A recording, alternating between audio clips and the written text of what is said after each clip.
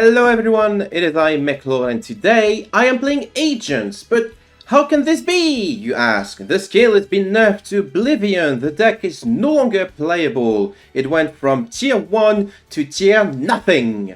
Well, maybe that's not completely true. This new iteration of the deck has been brought by Jay Veasey, a pro player who has been tinkering with Agents post-NERF for a little while. He's been posting his successes with the new deck on Twitter, and this was like the inspiration for me to give it a try and see what this deck can. Of course, we can't go without mentioning the elephant in the room, which is the skill nerf that is not going to be reflected here because for some reason Konami is unable to update skills for PvE or only for PvP. So I'm just going to put the post-nerf version of the skill here for you all to see.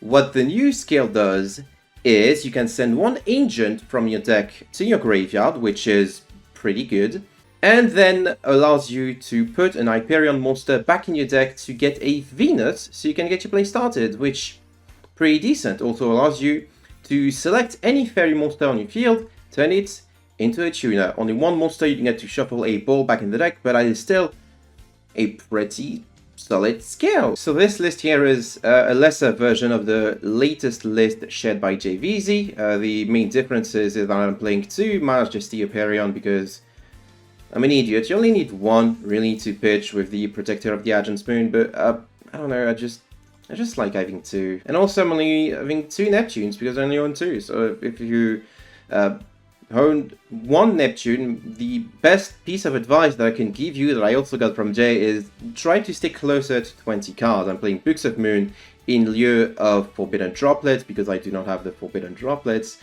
If you have Forbidden Droplets, play Droplets. It's a really good card. If you don't, you don't. Dark Hole is here to clear unsatisfactory boards that we'll be facing. And of course, the Sacred Waters in the Sky is a pretty good way to search for any monster that you need, recoup the life losses that we suffer going through our combos, and gives us some additional protection, which is really neat. Other than that, this list is pretty standard. You know, we're still doing agent stuff, we're trying to make Master Play Hyperion as quickly as possible. Another synchro of our choosing, Stardust Dragon gives us protection against Unchained monsters, against destruction effects in general.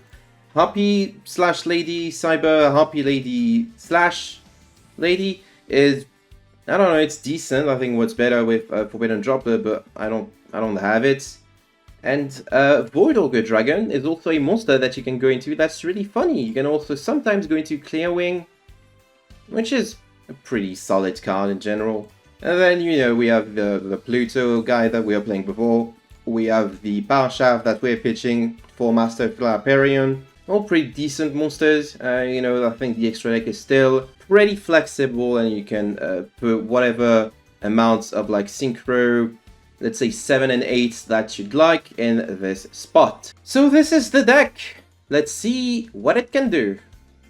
So their first replay here is going to be against Zombinos, a deck that historically hoses fairies down because, well, it just turns every fairy into a zombie and prevents you from using Hyperions as effects and stuff like that. But fortunately, I get to go first, so I get to showcase what this deck can do, going first without opening Neptune. So, I'm going to activate my skill, Tuning in the Sky, in order to pitch a Neptune to my grave, return Hyperion to my deck, and get Venus. I'm going to normal the Venus, get two balls out of my deck onto my field, which I'm then going to link away into the Link to Moon Guide. So far, this is pretty close from what you already know from Agent. Moon is going to send Majesty Hyperion, Venus is going to summon the last ball, Majesty Hyperion is going to banish the Neptune, which is going to get me Sanctuary in the Sky, which I am then going to activate. I'm going to activate the second part of my skill to turn the ball into a tuner, and then synchro both of them away into Masterplay Hyperion. Masterplay Hyperion is going to send the Power Shaft,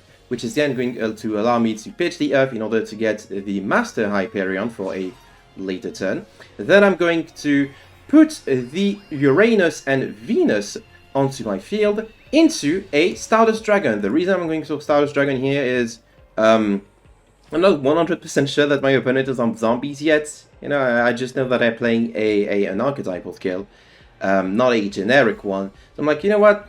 Stardust seems pretty good. Making Void's Augur does mean that I'm going to have to pitch this Lancia really early, which would prevent me from using the Master of Hyperion effect, which I'm not sure how I feel about that. Stardust is safer, but I think Void Augur was, with the benefit of insight, the better choice here.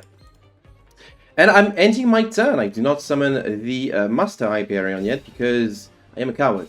Anyway, my opponent is going to use the skill to beat Balladrock, which is then going to be followed by a normal summon of Samurai Skull, which I'm going to meet with an Octopike Lancia. I have to do this early, because if they send the Glow Up Bloom, they can just banish it for cost and get something else in rotation.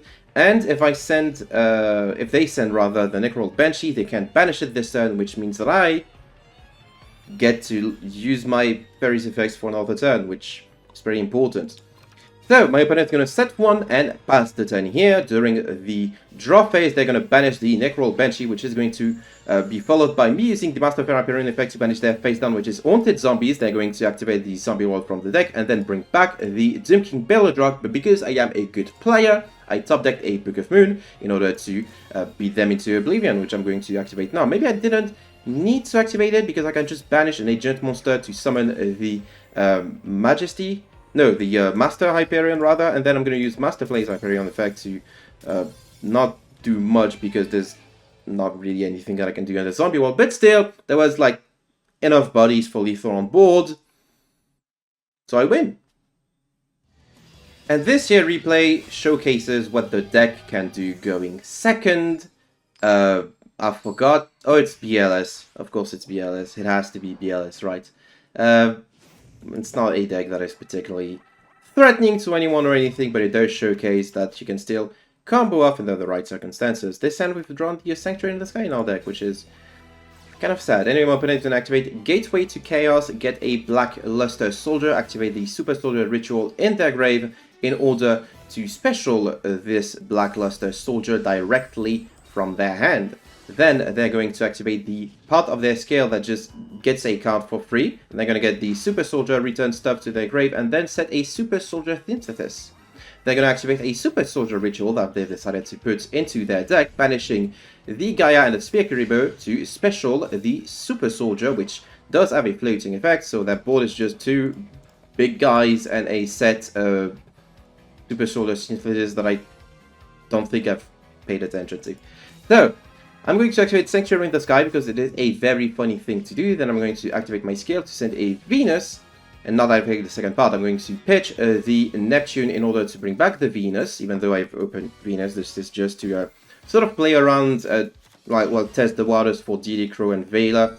So, just going to do the same thing as before, which is put two balls together into a moon. Then get the Agent of Mystery Earth to my hand, this time instead of sending the Majesty Hyperion, which I've already opened, and which I'm going to summon now. I'm going to use the effect of Majesty Hyperion to get rid of both Super Soldier rituals, just in case there's another turn in this duel, which there's not going to be. I am going to use the moon to pop itself and the last back row. I'm not sure why I did that, I don't think it was necessary.